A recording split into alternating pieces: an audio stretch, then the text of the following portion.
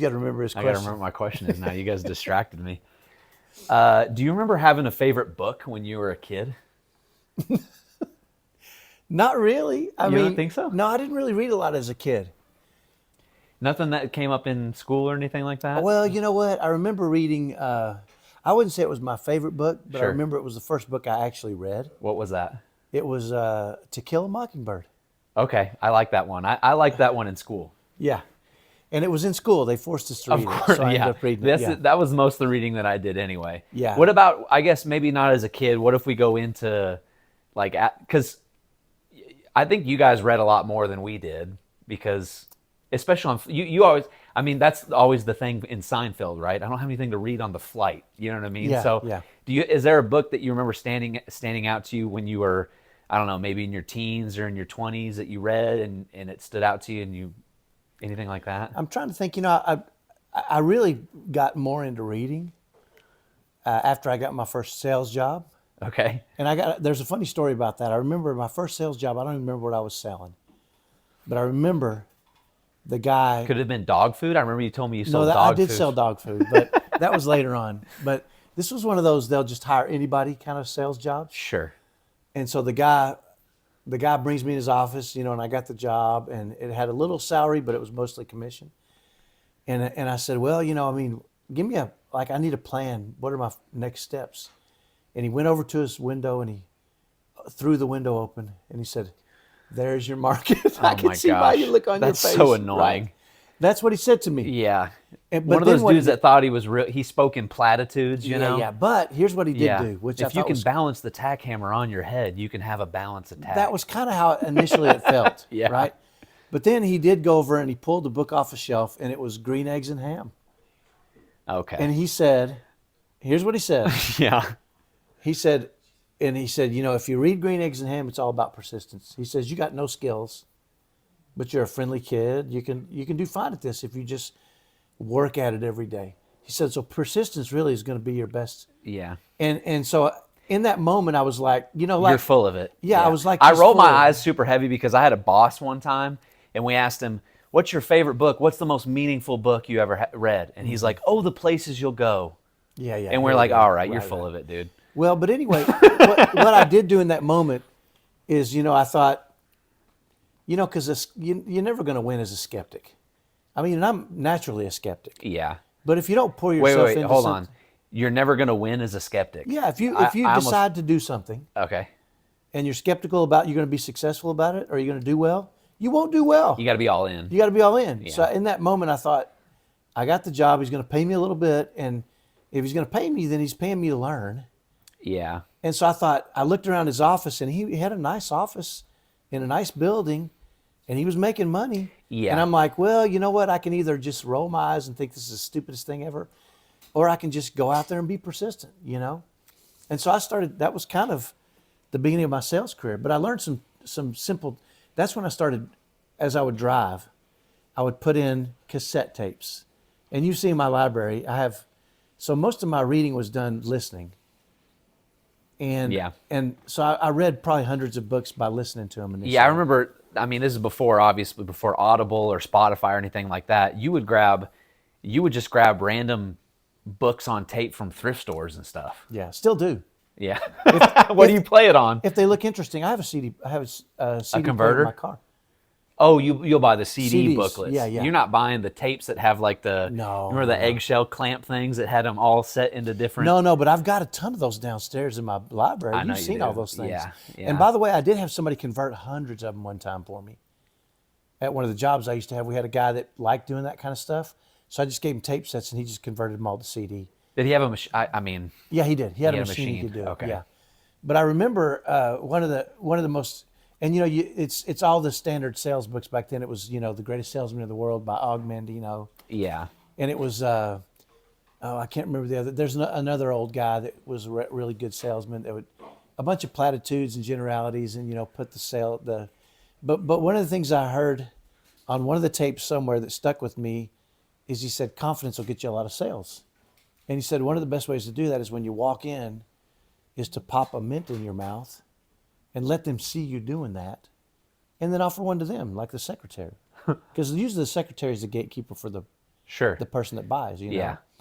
And so I thought, well, I can go buy some Mentos, you know. Yeah. So I did. I went and bought Yeah. Mentos, and I'm telling you, I would go through 2 packs of Mentos a day just because I would get a You'd new one pop every a time. Mento. I'd pop a Mento as I'm walking, and I'd say, "Hey, how are you?" And they'd say, "I'm doing good." And I'd say, "You want a Mento?" And sometimes they would say, "Yeah." So I'd hand it to them, and they'd Yeah. pop a Mento, and I would say, So what's I the wonder- psychology of that? I Is it don't just know. is it just an icebreaker?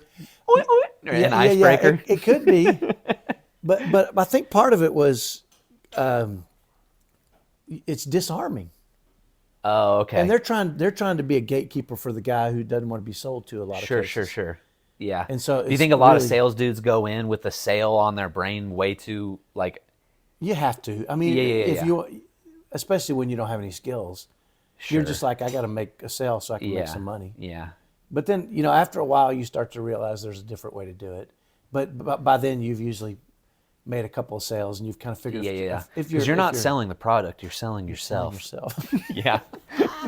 which is funny, yeah, which is really funny. But Yeah. but frankly, I think in reality, that's everything we've got as a family is because I've just faked my way through it. This Sure.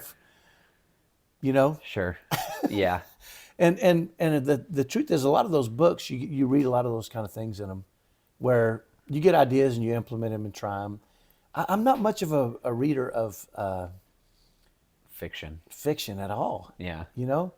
I mean, probably the closest thing I've read to fiction is maybe Moneyball, but it's not. Yeah. It's based on actual stuff. Yeah. But I mean, So there- that's because it's a baseball book. There's a story I remember, and I'm leading the witness a little bit Okay. here. You've told me a story about a piece of fiction that you read. Okay. And I'd like you to tell it because I like the story. Okay. Can you tell me about Silence of the Lambs? Oh my gosh, that was accidental. Yeah. Yeah, so I used to work for a company that. By the way, have you ever seen the Silence of the Lambs movie? I've tried to watch it and close my eyes a lot. Yeah, we're a little weenie when it comes to that. Well, huh? and once you know what's going to happen, once you know the Yeah, plot yeah. line and everything, Yeah. it changes the way you watch a movie. Sure. So yeah, I've seen it, Okay. but yeah, so the company I was working for was going to fly me to Hawaii, from Chicago to Hawaii. You put a little bit of accent on that. Did you notice Hawaii? that? You went Hawaii. Hawaii. That's Which is because- one of, aside from saying, oh, The Places You'll Go is my favorite book of all Yeah. time, the other thing that really irks me is when a dude goes, in Hawaii, I didn't mean they to do hug on that. the left side because that's where their hearts are. I'm like, shut the crap Well, up, dude. here's Get what out happened to me in just now. Hawaii. I couldn't remember where they were flying me, so I had to think through it. In Hawaii?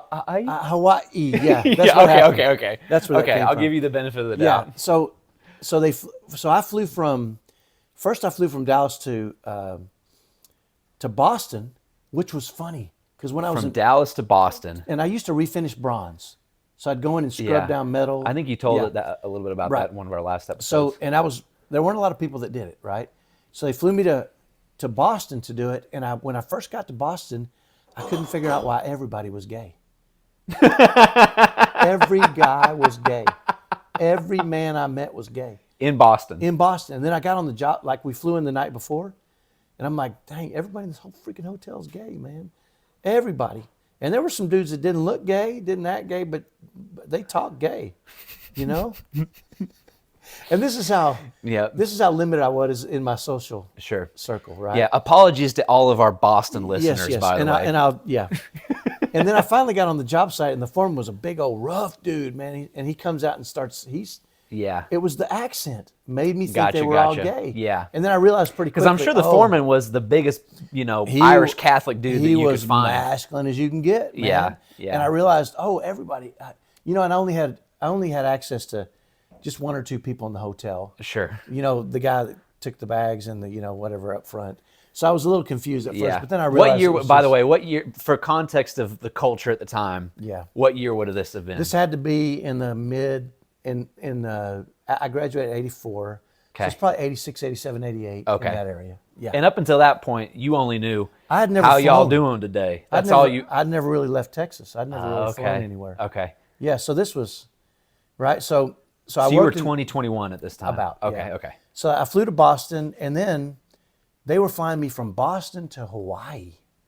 Was And there we a direct stopped- flight from there? Well, we stopped in Chicago. Okay. and then it was direct from Chicago to Hawaii. That's weird. I know it was. You would think it would be like Boston to LA and then LA or You would something think. like that. Yeah. You would think. Or even Phoenix or Right. something like But that. I remember when we were on the taxiway in Chicago, the pilot said, "Listen, the reason we're going so slow is here's our weight, and it's way because we have so much fuel to go from here to Hawaii." Oh, okay. But anyway, before the flight, I was dating this girl, and she worked at a mall, and there was a bookstore right next to where she worked. And I said, "Hey, one day, will you grab me me a book. random book I can read?" Yeah. Because that's a 14-hour flight. I gotta go Chicago to Hawaii, yeah. Yeah. And so she ended up grabbing Silence of the Lambs, and I had no idea what it was until I opened it up. We left Chicago, maybe 20 minutes into the flight. I open it up, and I start reading, and I realize it's horror. Yeah. And I don't like horror. Not your thing. No, because growing up in a bad neighborhood, you're scared sometimes for your life. And horror made me revisit that feeling. And so I didn't like horror. I wouldn't watch horror, but I didn't have anything else to read or do. And I was flying. And that's, I mean, it's one of the greatest horror movies of all time. So it begged to say that's one of the best. It was captivating. As soon as I realized it was horror, I wanted to put it down. Yeah. But it was so good I couldn't. And I remember reading. I was reading it, and it had me so deep into it that one of the people was giving us drinks or whatever, and I think I had my elbow poked out, and she bumped it with the cart, and I'm telling you, and she was like, "Are you okay?" I'm like, "Sorry, I'm just reading a really scary book." And I wanted to. That's how scared I was.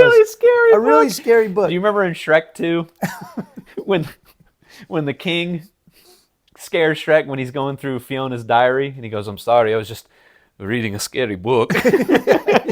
That was you on the plane? That man, it scared the crap out of me. And I was flying with a couple of guys I didn't really care for. They were a little goofy. So I was just kind of Were these guys that were going with you? Yeah, that I was working with. And so I you were remember, like anything to avoid conversing with those dudes. One of these guys, I'm not kidding, man. He was 25 years old, balding, with long hair. Oh, he had a skullet. He was working on a skullet. And he had a tattoo. He looked like that pirate from Pirates of the Caribbean. He wanted to be in a biker gang, but he had a Yamaha. Okay, yeah. And he had a tattoo of, the I think it's Detroit Red Wings. They have that wheel with the wing with on the it. wing coming off of it. He had his friend do one of those, tattoo him with one of those on his arm. What does that have to do with bikers? I don't know. But he was a little now off. I'm imagining a case where he doesn't know it's the Detroit Red Wings He was a logo, and he's little like, off. "That looks like a motorcycle. Give me that." I think that's what he did. But he didn't have it done by a professional. It was like his friend. Yeah. So it was badly done tattoo. Yeah. I'm guessing there was a little alcohol involved too. You know what? There always is. There always is, isn't there? In those situations. Yeah.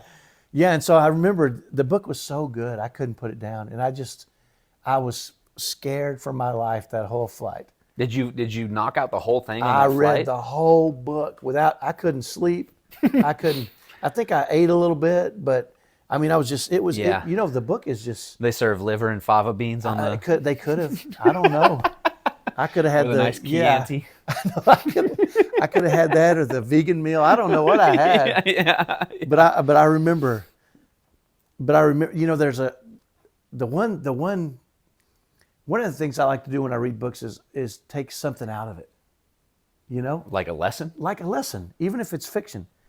And the coolest part about that whole book for me was the one thing I pulled out of it was, the lady that's going in to meet the serial killer. Yeah. He knows the answers, but he's wanting her to keep coming back.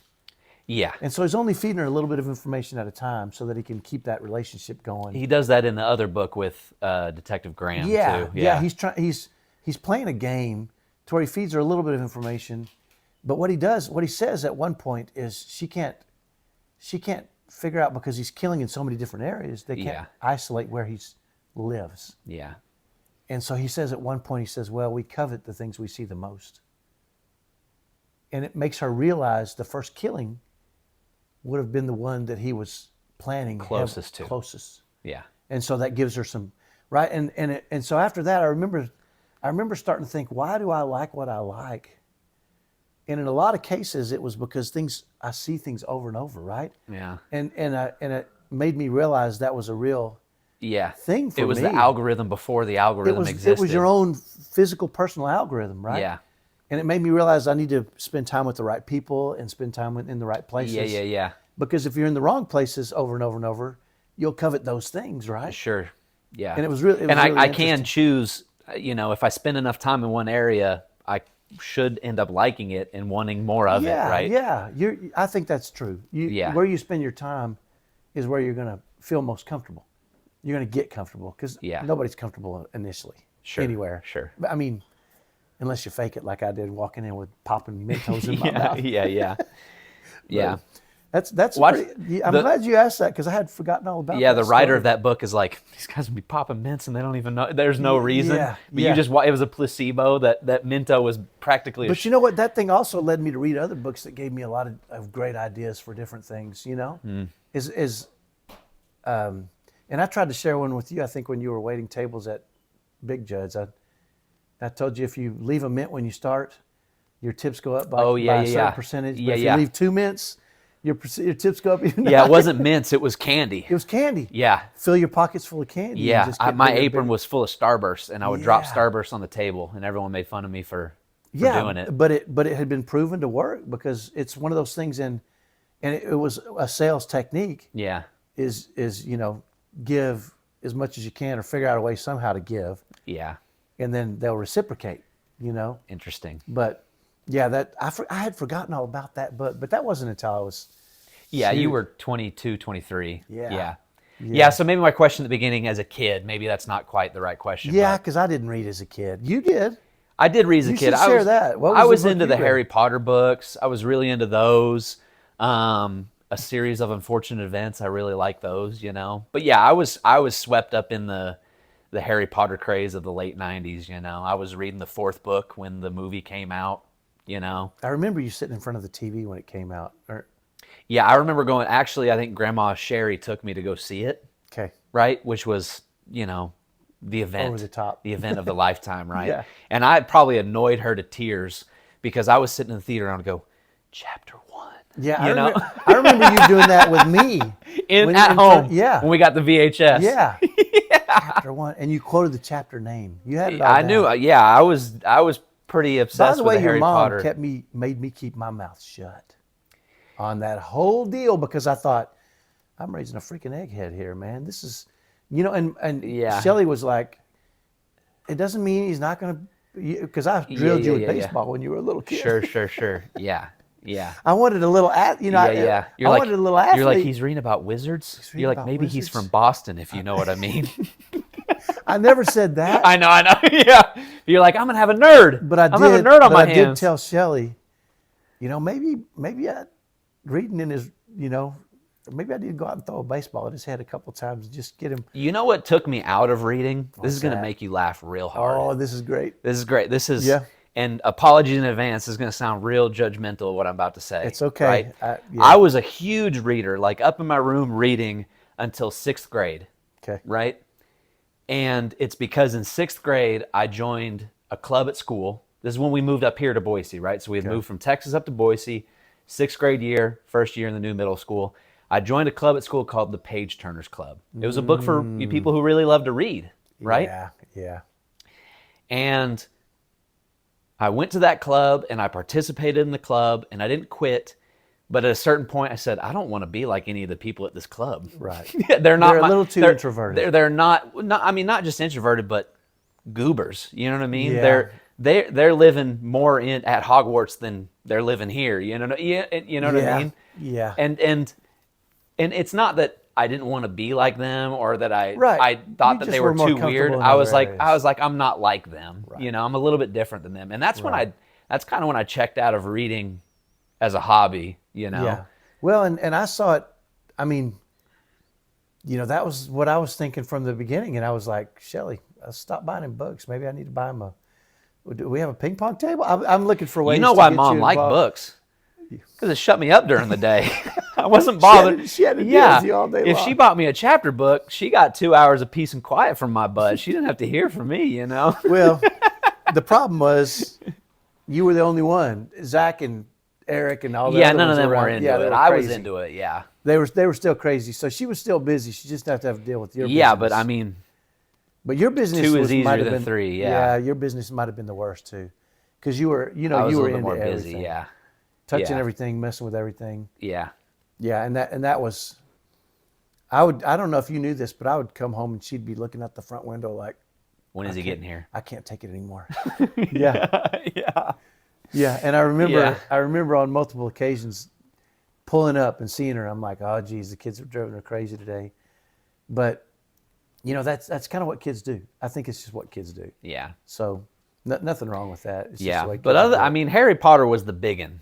That was the big one when I was a kid. But I mean, there aren't very many kids that weren't into Harry Potter at that time. You know what? And your friend Alexandria, I think, was Oh yeah, she heavy was super it. into it. Yeah, yeah. So All you the kids guys, that I went to elementary school were reading Harry Potter. gotcha. Yeah, Well, middle school is about the time you start to make those adjustments, isn't it? yeah, You start to decide, I'm going to go. yeah. This is the click. Or You that's know, the another click, book. I'll just throw this out there for the sake of the. There is a book that stood out to me when I was in elementary school. Mm-hmm. Right, that wasn't Harry Potter. It wasn't like a franchise. It was called The Phantom Toll Booth.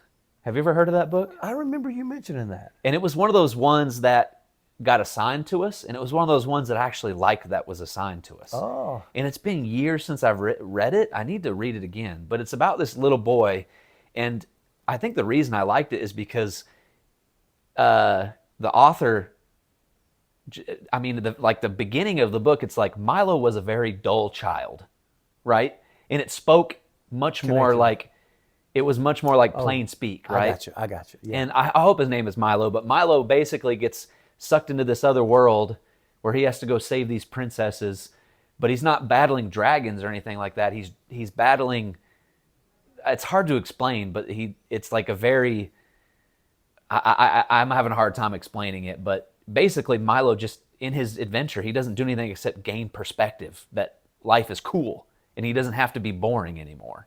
You know? And that's why I started out with, as Milo was a boring child. Yeah, because he was boring because he thought the world was boring, right? But he didn't even do anything heroic. He just gained perspective along the way. You know what I mean? And decided that things were an adventure instead of them being boring. Yeah, and if And you if create he your own decided it adventures. was an adventure, it could be an adventure. You know? There you go, kiddos. That's the, yeah, yeah.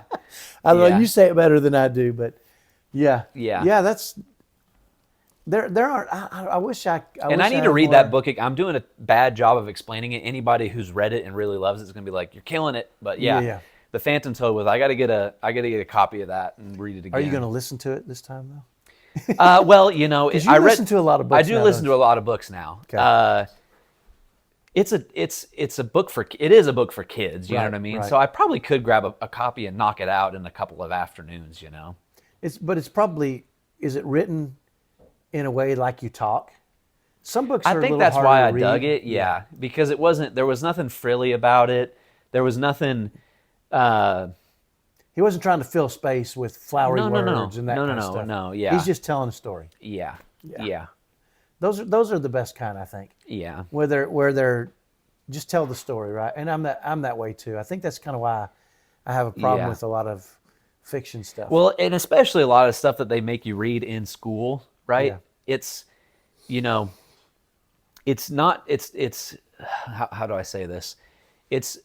It uses frilly and overbearing language because there's actually nothing happening in the book. It's every 10 pages is one action, Right. and everything in between is what did the main character think about it? You know Yeah, what I mean? that's And the you're like, worst part of- okay, that's you the know, I worst don't part need to. about it. I don't really need to dive into this dude's psyche, right? If the story's not doesn't have enough action to keep me going, then you know, yeah. It shouldn't keep you going.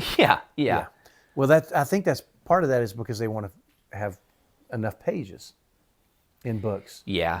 And I mean, Right. people write for different reasons. You guess know what I you're mean? right. I guess you're right. It's really not. It's really not up to me to say you shouldn't write that way because you know it is an art form. People write the way they want to write because they want to write that way. You know what I mean? So yeah, and some authors we're going to like, and some authors now, we're who not I gonna like. can have beef with is English teachers that make you hate it.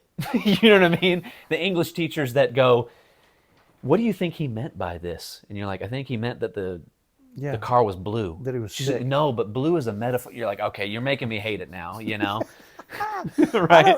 You know, I've done a little writing. Yeah, And not everything I write is a metaphor. But maybe there Yeah. are metaphors. Yeah. And maybe that's why English teachers exist, to create metaphors so they can. Well, I make mean, us granted, there are a dive ton in of authors deeper. that do want to, they want to describe a metaphor. I get that, Yeah. right? But not every stanza of everything can be a metaphor, right? There has to be something in there, you know? Yeah, the But blue card just is blue English teachers sometimes. want you to believe that it is, I think. Well, that's why that's their job. That's why That they is have their a job, job. right? Yeah, that is their They're job. actually taking the English language that we all know and making it so difficult that we get a C Yeah. in the yeah. language we already know. Yeah. So yeah, coming from a guy with a horrible Texas accent Yeah. who uses the I wrong speak words. just after- fine. I speak just fine. So, Yeah. I speak good English. Yeah. so there is that. Yeah. So we're critical, Yep. but certainly. Yeah. The only other book that like really stands out that I read in high school, and it was like actual recreational reading that I wasn't assigned, was Ender's Game. Oh yeah. And I don't know if you've ever read or I've never heard read of that that one. one. But yeah, I've heard of it, though. it's about this kid that's like got a genius level intellect, and it's in the future where we're fighting this war against these aliens, and Mm-hmm. he basically gets groomed to be the next great general of us, you know. Gotcha. And I think I like that one because he was a kid. You know what I Yeah, mean? yeah. And so there was something there where there's a little bit more connection, but Well, I will and say the this. sci-fi aspect of it was cool too. Yeah. You know. Well, I was required to read because I graduated in 1984. Yeah. I was required to read that book and report on it, and I read it and reported on it, Yeah. and got a B. Yeah. But I couldn't tell you. I ended up buying it probably a couple years ago to read it again, Yeah. simply because That's one I've listened to actually in the last couple years. But it's not an easy read, and maybe it's just No. me. Yeah. Well, it's bleak. It's really dreary. Yeah, and I'm not you know? for that, man. Yeah, I'm about being stoked about things. You know. Yeah. Yeah, and I know there's a lot of parallels to what's going on now. Sure. Yeah. And so I wanted. That's And that's not a whole lot of fun either. I know. When you're reading a book like that and you go, oh my gosh, that's happening today. And you're like, Yeah. I don't want to read anymore. I don't want to wanna think read about that, yeah. I don't want to think about how that might because be. back then it was outrageous. Yeah. You Yeah, know? back then it was dialed to 11 so that it. Right. Yeah. And it's amazing to think that it was supposed to have happened in the year I graduated high school. Yeah. That was supposed to be, Yeah, I don't know off the top of my head what year he wrote that I don't in. either. It had to have been the 40s or 50s, right? You would think, yeah. And maybe it took a little longer because you wrote the book. I don't know. Maybe there's people Yeah, I paying don't know. attention. Well, it's funny because that's a book that's been banned in communist states for being anti-communist, and banned in anti-communist states for being pro-communist. It's Yeah. really strange, right? It's really like you draw Well, it draw touches- out of it what you want to draw out of it. That's an interesting thing. That's an interesting thought too. Yeah. Because I know there's books that I've read that other people have read, and we got different lessons from it. Yeah. One in particular is Man's Search for Meaning by Viktor Frankl, which is a hard read too because it's violent, It's violent and scary. bleak. Yeah. But I mean, it talks about the horror of humanity. and Really. it makes you realize there's worse things Yeah. than dying, right? Yeah. But the Just for context, by the way, Man's Search for Meaning is by Dr. Viktor Frankl, who was a psychologist, Austrian psychologist who lived through the horrors of Auschwitz. Yes, and basically the premise of the book is they stripped everything. He was Jewish. Mm-hmm. He was swept up and taken to a prisoner of war camp, death camp, and he was stripped of everything. They stripped him of everything, and they tried to almost make him subhuman. Yeah. And so they didn't want you talking about your career if you were a doctor or in his case, a psychologist. Yeah. And he went in there and he said, if I've got to be here, I'm gonna document humanity. And his goal was to find out what happens to people when you strip away their humanity. And it was really interesting because I've heard a lot of people, for years I heard people talk about, in this book, they say the only thing you can control is X, Y, Z. And when I read the book, I'm like, that's not what it says at all. Yeah. And it was interesting to me because I'd heard so many people talk about, I think they were repeating what somebody else said because they seemed like they had this word track. Oh, okay. This book teaches you X. And they all said the same thing, so many people. Yeah. Eventually I got the book and I read it and I'm like, I'm not getting that. Yeah. I'm getting that feel but what I'm really getting is something entirely different. Yeah, Right? I might go back and read the Phantom Toll Booth and realize that's not what he was talking about at all. And now we're going back to the fact that our English teachers were exactly right. There is hidden messages in these things. Yeah. So sorry, English teachers, you were right. Yeah, you were right. Well, in 5 minutes what? we've come I around. think, that didn't take long. I think they wanted to tell you what the meaning was, and the real thing is, you can draw whatever meaning you want out of it. You just got to argue it well if you're going to. I You think know that's what I a mean? good point. Yeah. And it also it depends on your life experience and a lot of different. Is a the lot of jungle, different is that things. pro-socialist or is it anti-socialist? Well, you get to decide, but you Right. got to argue it, right? You know, I wrote an article a while back about. I hope I'm remembering that. There was a year I think it was junior year, where we read basically every novel that was like we read Animal Farm and we read The Jungle. I think The Jungle, about the meatpacking industry, and we read The Grapes of Wrath, all in the same year. You guys read Soylent Green too? No. But it seemed like in one year we read every book that talked about how sucky America used to be. You know what I mean? And I was like, dadgum. Well, you were in the fancy class too, weren't you? Where they were doing a lot more extensive stuff like that. I don't remember if I some was. honors classes. I might have been. Yeah. But anyway, I forget the point I was trying to make.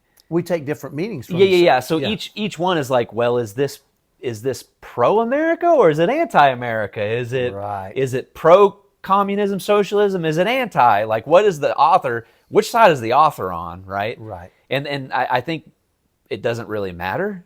It's Yeah. what you draw out of it, but you got to argue it if you're going to argue. Right. Yeah. Right. Well, and one of the things that I discovered is I write a lot of articles and I write stories about things that happen to me, and I know what they mean to me.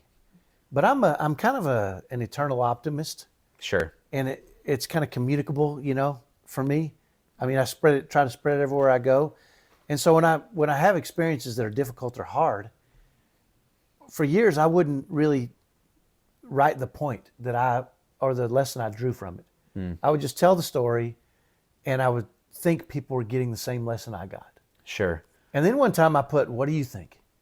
And I kind of said, "Here's what I think I've learned from this. What do you think?" And I got so many odd, random, crazy, and for me, it was a story of hope and kindness and goodness. And somebody said, "The world sucks and you should never extend a hand to anybody." And I'm like, how do you get that message out of that story? Yeah. And it made me rethink that I kind of need to be more clear on my point. If I want people to read it and be uplifted, I need to let them know what the point was for me. Yeah. Who cares what the point is for them? Yeah. And so I'm not doing as much metaphor as much as I'm saying, what this meant to me was X. Sure. Because I'm not really writing to make people sad or give them Yeah. ammo to be angry. Yeah. But people will do that, even with stuff you think.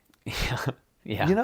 And We've seen that, haven't we? And that's, I have, yeah. And that's, so to put a bow on it, that's the nice thing. That's one of the things I enjoy about reading fiction, very, very fiction, is Silence of the Lamb is definitely anti-serial killer. You know what I mean? Yes.